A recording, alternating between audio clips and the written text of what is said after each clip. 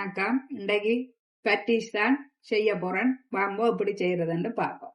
அதுக்கு நான் 1 கிலோ மா எடுக்கிறேன்.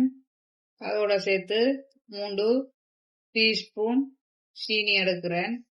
2 டீஸ்பூன் உப்பு எடுக்கிறேன்.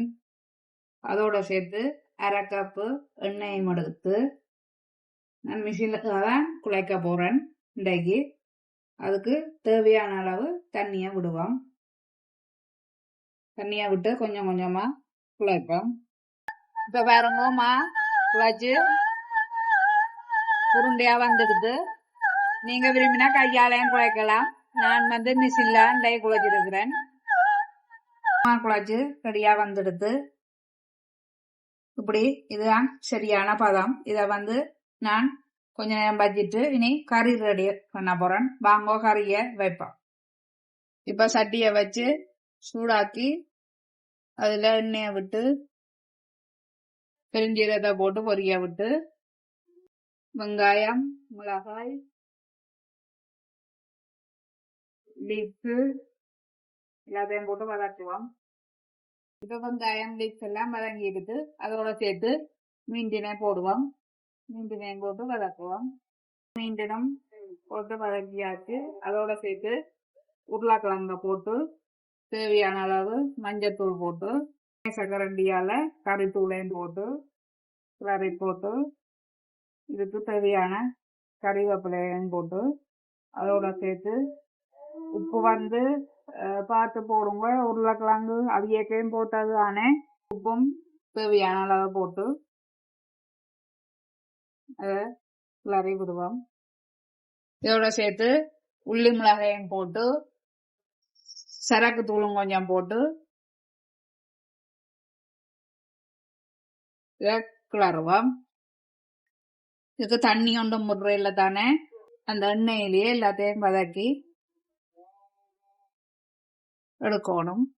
தண்ணியா இருந்ததுண்டா பிறகு எல்லாம் படிச்சு போடும். உருக்கமா இருந்தா தான் பட்டி சொல்லுக்குள்ள கறிய வைக்க உள்ளுடன் நிற்கும் படிவா. இதை கொஞ்ச நேரம் மூடி விடுவோம். தூள் வைக்க போத்தான வேணும். அப்ப கொஞ்ச நேரம் இதை மூடி விடுவோம். இப்ப கறி ரெடி ஆயிடுது. ஓகே, இது கறி ஆறட்டும். ஆறுனா பிறகு நாங்க பட்டிஸை செய்வோம்.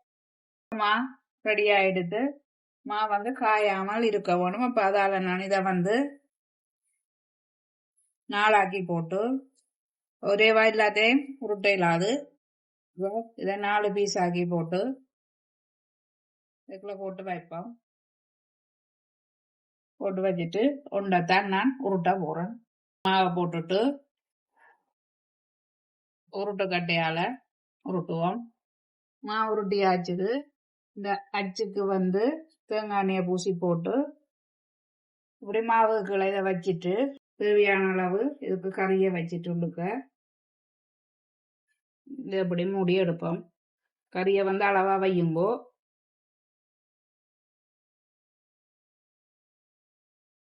வெங்கட பட்டிஸ் ரெடி ஆயிடுது.